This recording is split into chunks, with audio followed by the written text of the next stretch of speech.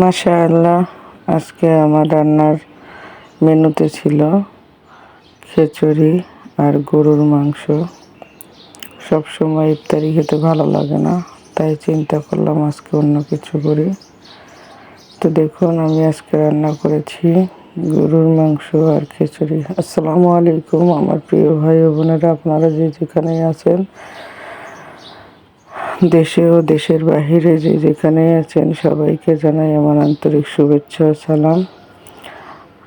তো দেখেন, আমি মাংসটাকে আগে সব কিছু মশলা দিয়ে মেখে আধা ঘন্টার মতো রেখে দিয়েছিলাম।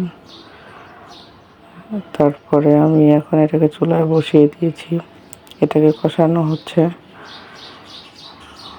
তো আল্লাহর রহমতে রোজার দিন কাটছে।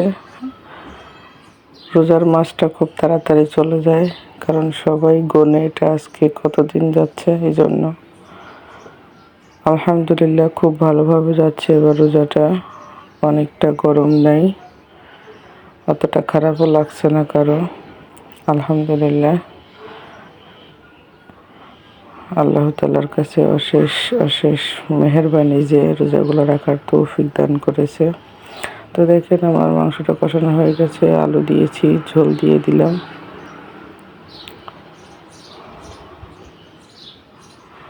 এভাবে মাংস রান্না করলে অনেক মজা লাগে। তো হয়ে গেছে, এদিকে আমার খিচুড়িটাকেও আমি রেডি করে নিয়েছি। আজকে সব কিছু দিয়ে আমি মেখে তারপরে বসাবো। অনেক সময় হাতে মেখে খিচুড়ি বসালেই বেশি মজা লাগে, এই জন্য। আর আজকে আমি খুব দ্রুত রান্না বাড়া করছি, একসাথে রান্না বসিয়ে দিয়েছি, এই জন্য। আর আমি সবসময় বেশিরভাগই রান্না করি হচ্ছে প্রেশার কুকারে খিচুড়ি রান্না করি। আর সিদ্ধ চাউলের খিচুড়িটাই বেশি মজা লাগে আমার কাছে।